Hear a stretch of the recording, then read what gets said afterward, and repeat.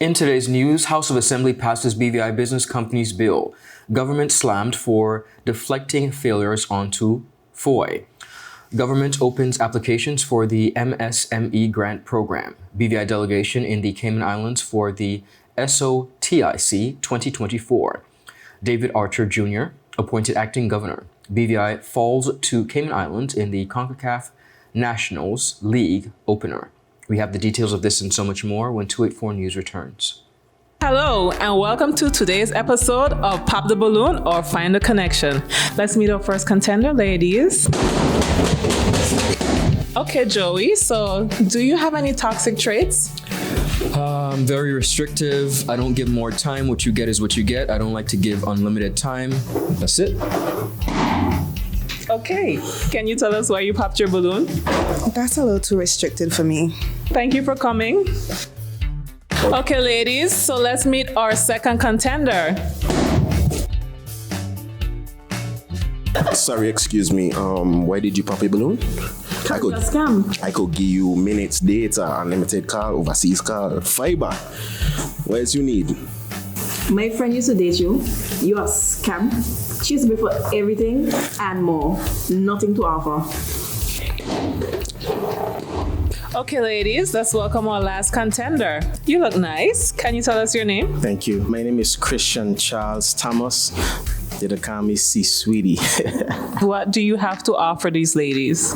Well, security, trust, unlimited time, and a pretty fast. Okay, so do you have any deal breakers? Nah, but here's my number.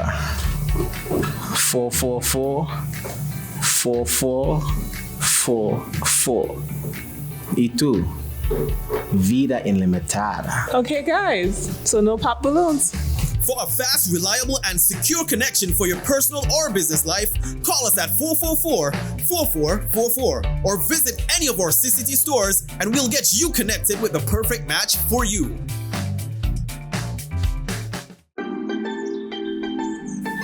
There are many ways to enjoy life, like so many ways to count on Popular.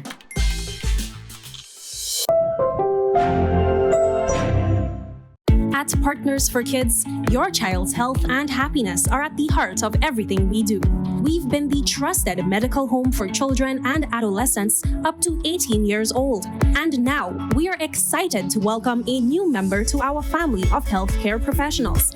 Introducing Dr. Aisha Maxwell, our new family practitioner. Dr. Maxwell brings a wealth of experience and deep passion for pediatric and adult care, ready to join our team in providing first-rate health services to your family. At Partners for Kids, we believe in a collaborative approach to healthcare. With partners in occupational therapy and clinical psychology, Partners for Kids, where caring is just the beginning. Visit us at Road Reef Plaza, Tortola, open Monday to Friday, 8 a.m. to 5 p.m. Call us at 284-444-5437 or reach out at info@partnersforkids.com to learn more. Hello, everyone, and welcome to this edition of 284 News. It is Thursday, September 5th, 2024. I'm Ron Grant, bringing you the very latest out of Tortola in the Virgin Islands. A happy Thursday is wished to each and every one of you. Thank you so much for joining us. Beginning our newscast, the BVI Business Companies Bill was successfully passed in the House of Assembly on Tuesday, September 3rd. The bill, a landmark piece of legislation, is expected to bring significant changes to the territory's thriving financial services sector, which has long been a cornerstone of its economy. Deputy Premier and Minister for Financial Services, the Honorable Lorna Smith OBE, played a crucial role in presenting and advocating for the bill during the session. Honorable Smith took the floor to outline the key provisions of the bill, emphasizing its importance to the future of the financial services industry in the Virgin Islands. Madam Speaker, this bill represents a significant milestone in our efforts to enhance the BVI's corporate legislative framework. The bill aligns with international best practices. It addresses the evolving needs of our financial services industry and effectively responds to key recommendations of the recent mutual evaluation report. Madam Speaker, the primary goal of this bill is to strengthen corporate governance and compliance in the BVI by introducing robust measures to improve transparency, accountability, and regulatory oversight. We aim to reinforce the BVI's position as a leading international financial center. Honorable Smith also highlighted several recommendations incorporated into the bill after consultations with industry stakeholders. One of the key recommendations addressed in this bill derives from the FATF Recommendation 24. This recommendation mandates that all countries ensure accurate, adequate, and up-to-date information on the beneficial owners of legal entities. It requires jurisdictions to implement measures that allow for the clear identification of individuals who ultimately own or control entities such as companies and trusts. The recommendation stresses the need for comprehensive, accessible, and centralized registers or systems to record and verify this information. This aims to enhance transparency, prevent the use of corporate structures for illicit activities, and support effective law enforcement and regulatory actions against financial crime. By adhering to this recommendation, countries contribute to the global fight against money laundering, terrorist financing, and other forms of financial misconduct. Additionally, she spoke on some key changes that would take effect as a result. Madam Speaker, this bill proposes several key changes to the BVI Business Companies Act to enhance the clarity, transparency, and efficiency of our corporate registry. These amendments are not only critical for compliance with international standards, but also for streamlining our regulatory framework, making it more effective and efficient. First, the bill provides clear definitions for terms such as beneficial owner, law enforcement agency, and nominee shareholder in Section 2. These definitions enhance the clarity and precision of our legal framework. Secondly, through amendments to Section 41 and 43A, the bill mandates the maintenance and the filing of the register of members with the registrar, ensuring greater transparency of corporate ownership. The government of the Virgin Islands, led by the Premier, Dr. the Honorable Natalia D. Wheatley, leader of government business, faces mounting criticism from the opposition, which has accused the administration of deflecting blame for its shortcomings onto former Premier Andrew Foy. Foy is currently serving an 11-year prison sentence in the United States for drug trafficking and money laundering. At a press conference held on Tuesday, September 3rd, 6th District Representative, the Honorable Myron Walwyn, as well as 2nd District Representative, the Honorable Melvin Mitch Turnbull, voiced their frustrations with the current administration. What you're seeing here is a continuation of what they have done. They're very clever, you have to watch them closely. Everything that is bad, that leaves a stain on them, they throw it on poor Andrew. Everything is Andrew. Andrew this, Andrew that. We just laid down a bunch of reports, as Honorable Turnbull said, with the names of all their cronies who got money 3 and 4 times. We had a set of reports before then where we saw a bunch of money given. Cabinet approved one amount. They go back and they give how they want. For instance, there was one church where Cabinet approved $20,000, but then you see that the church got $260,000. And so when you bring up those issues, oh, that's Andrew. As if the rest of them were just there doing nothing. But whenever anything is good, it's them. And that has been their behavior. Walwyn charged that the government consistently uses Foy as a scapegoat whenever issues arise. He further accused Premier Wheatley's government of poor management, asserting that critical sectors have been neglected and mismanaged. A major part of the government's problem is management. They lack the experience to execute things. And they've been falling down on the job for a very long time. I'm glad Honorable Fraser raised the issue of the loan guarantee. This is where all this started. If things were done the right way, before the election of 2019, the exchange of notes, letters, discussions with the UK in relation to the loan guarantee were already done. Whoever would have won the government in 2019 just had to pick up from where we had negotiated and start the discussions with the lending facilities. I recall sitting at home, I lost that election, sitting at home listening to an event at the college, at ATAPSL Community College, about borrowing guidelines, this and borrowing guidelines, that. Pure lies. Nothing in there was factual. And they dilly-dallied and wasted time until the loan guarantee was withdrawn. And then you see now that the Premier, on the last occasion, went back now to the UK to try to ask them if they're willing to put it back. Honorable Turnbull echoed similar concerns, expressing frustration that the government continues to blame FAHIE for its own failures rather than addressing pressing issues in the territory. What we're saying, and those of us in the opposition and the voices of the persons that we represent in this country are saying, enough is enough. We've had enough of you continuing in this realm that existed in the government that operated prior to. And I'm talking about the one under Andrew Ford. I'm not going to mince around words with it. And it is continuing with the actions of this Premier under the same operation, just a different name. The press conference comes on the heels of the no confidence motion put forward by the opposition, which outlined a series of reasons for why they believe the current government should be removed from power. Key points of concern included underfunding in the education sector, insufficient government support for small and medium businesses, neglect of the agriculture industry, and the failure to implement necessary mechanisms to support a recent minimum wage increase. The motion also condemns the state of public infrastructure, rising crime rates, and the filthy physical state of the Virgin Islands. Viewers, up next, we have much more on the local scene. We'll be right back after a quick commercial break.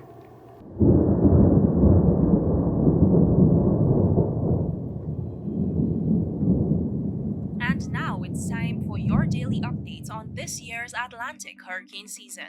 Meteorologists say that surface temperatures may be a contributor. Gather around. It's important we stay informed about the storm approaching.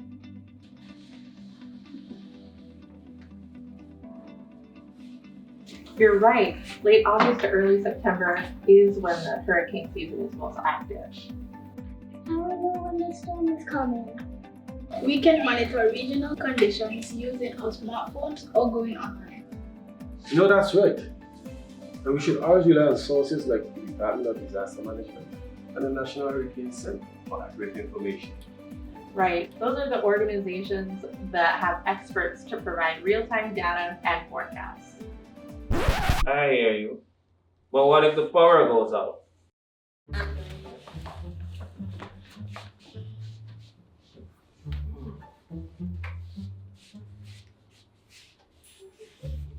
This battery radio even works without power. I just downloaded the new DDM app. It will send us updates and alerts. Excellent. Remember, staying informed is our first line of defense. Let's make sure we're ready for anything. Stay informed, stay connected, and stay prepared. Because when you're armed with information, you can weather any storm that comes your way. A message from the Department of Disaster Management and 284 Media.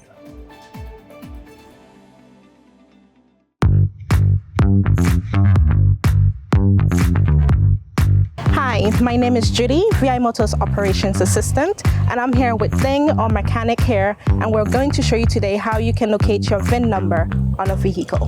Your vehicle's VIN, or Vehicle Identification Number, it's a unique code specific to your car.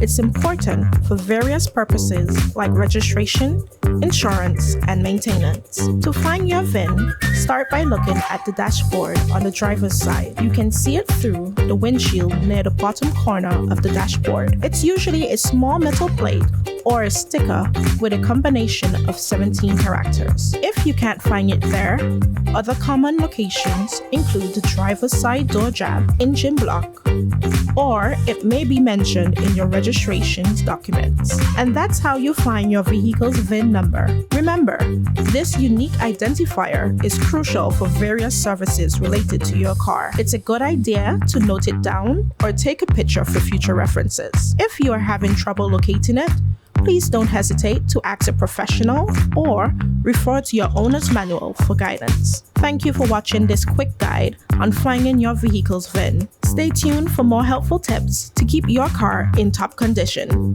Visit us at Dove's Bottom or at our Parts Point location in Virgin Gorda, or call us at 494-2496 or our website at www.vimotors.com.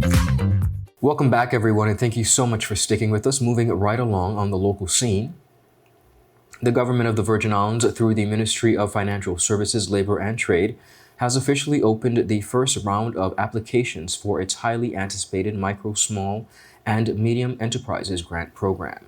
Now, this initiative is designed to stimulate business development and promote economic growth across the territory. Minister for Financial Services, Labor and Trade, the Honorable Lorna Smith, OBE, spoke on the importance of small businesses as she encouraged local businesses that qualify to apply for the grants. Small businesses are vital to our economy, providing jobs, driving innovation, and contributing to the vibrancy of our community. The application period for the first round of business development grants will be open until the 30th of September. Application forms are readily available online, making it easy for all eligible businesses to apply. I encourage every qualifying business to seize this opportunity to grow and strengthen their operations. Smith said the first round of funding will focus on businesses that have existed for at least 1 year. For this first round of funding, we are prioritizing existing micro and small businesses that have been operational for at least 1 year. These businesses are the heart of our local economy, and this program is designed to give them the financial support they need to thrive in today's fast-paced market. Whether it's through embracing new technology, improving processes, or developing new products and services, this program is here to help. She also outlined the eligibility criteria that has been established, which she said is to ensure that the grants reach those businesses which need the assistance most. To be eligible, your business must be wholly owned by belongers who have resided in the Virgin Islands for at least 3 continuous years. Additionally, your business must hold a valid trade license in the Virgin Islands and be up to date with all necessary payments for the application. The grant amounts will range from $1,000 to $7,000, depending on the needs of the applicant and the potential impact.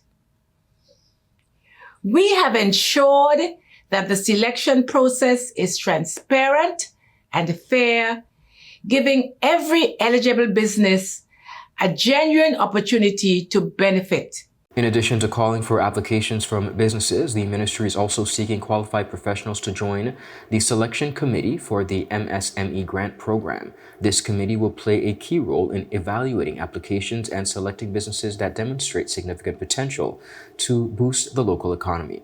Honorable Smith said the program will be administered through the National Business Bureau. Beyond just providing funds, We are committed to offering support throughout the process to help businesses navigate their way to success. To strengthen our efforts, our newly appointed Business Development Manager will administer the program through the National Business Bureau, ensuring effective administration. Interested business owners can access the application forms on the government's official website at gov.vg. Completed applications must be emailed to the Ministry of MFSLT at gov.vg. Again, that email is MFSLT, all lower caps, at gov.vg with the subject line MSME Grant Program. Candidates interested in serving on the selection committee are encouraged to also submit a cover letter along with a current resume or curriculum vitae to that very same email, using again MSME Selection Committee as the email subject. Ideal applicants should possess expertise in areas such as business development and finance, have a strong analytic skills, as well as share passion for fostering economic growth within these Virgin Islands. Mr. Clive McCoy, Director of the BVI Tourist Board for the British Virgin Islands, is leading a delegation to participate in the annual State of the Industry Conference held within the Cayman Islands from September 2nd to the 6th. The event, organized by the Caribbean Tourism Organization, serves as a major platform for tourism leaders across the region to discuss critical industry topics. SOTIC, which began on Wednesday, September 4th, features an exceptional lineup of speakers, panelists, and experts tackling subjects such as sustainability, innovation, aviation, cruise tourism, as well as business continuity planning. Mr. McCoy played a prominent role on the conference's opening day, delivering a presentation on business continuity planning. His insights drew on the experiences of the British Virgin Islands, particularly in the maintaining of business operations during various crises. In addition, Mr. McCoy, the BVI delegation includes key tourism and education stakeholders such as Mrs. Natalie Penlake, Standards and Training Manager, BVI Tourist Board and Film Commission, Mr. Calvin Smith, Product Officer, BVI Tourist Board Film Commission, Naomi Ofuwungu, the 2023 winner of the Tourism Youth Congress, and Adrienne Thomas, the BVI representative at the CTO Tourism Youth Congress, as well as Luciana Weeks, English teacher from the Elmore Stout High School. Mr. McCoy highlighted the value of the conference and noted that he is pleased to serve as a resource to share the lessons learned within the British Virgin Islands regarding business continuity planning. The focus viewers will shift on Thursday, September 5th from 3 p.m. to 5 p.m. when Elmore Stout High School student Adrienne Thomas competes in the CTO Tourism Youth Congress. The week's activities will culminate with a closing ceremony on Thursday evening, followed by a press conference on Friday, September 6th.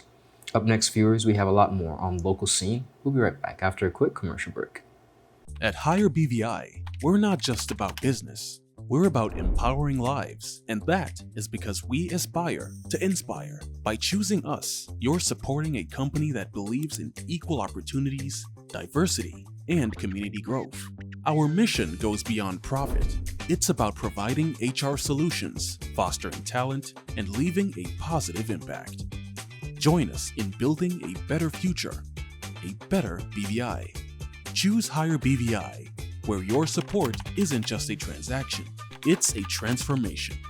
Together, we're changing lives in these beautiful Virgin Islands.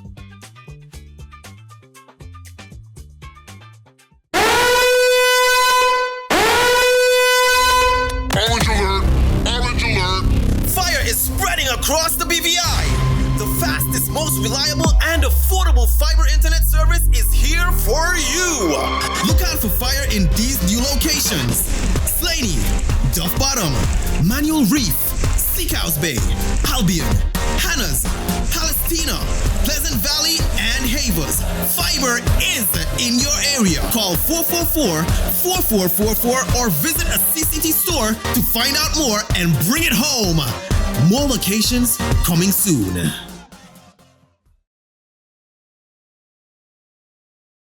Welcome back, viewers, and thank you so much for sticking with us. Deputy Governor Mr. David D. Archer Jr. has assumed the role of acting governor of the Virgin Islands during the absence of His Excellency Governor Daniel Pruce. Governor Pruce is currently out of the territory, and Archer will serve in this capacity until September 22nd, 2024.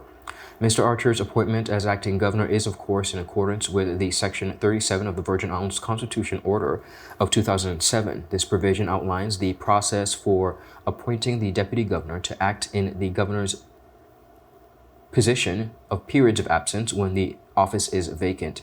Now, the section states, and I quote, during any period when the office of governor is vacant, or the governor is absent from the Virgin Islands, or is for any other reason unable to perform the functions of his or her office, the deputy governor shall, during His Majesty's pleasure, act in the office of governor and shall perform the functions of that office accordingly.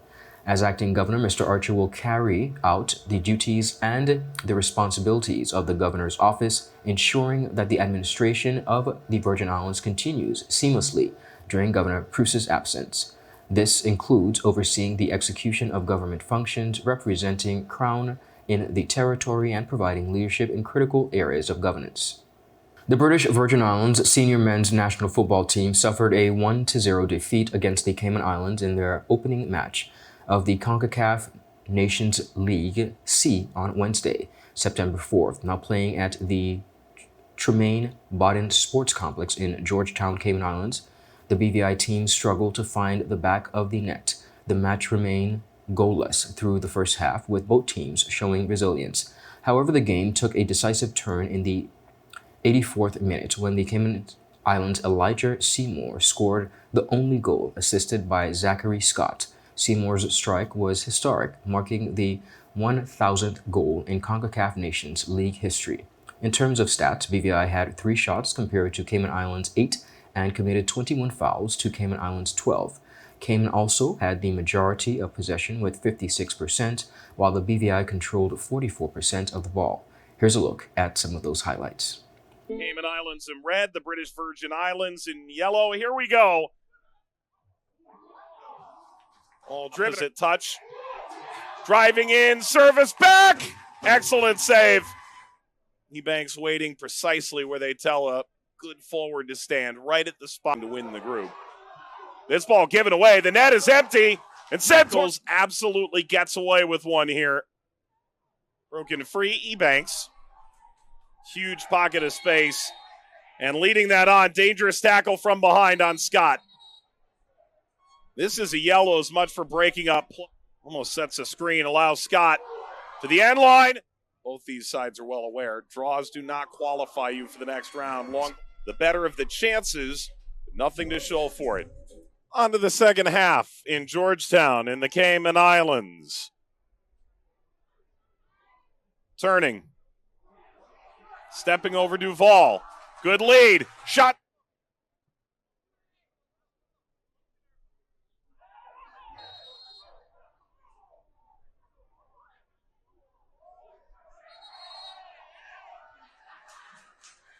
There's a lot going on here. All becoming more and more engaged in the attack. Ball across toward goal off the outside of the netting from Elijah. Just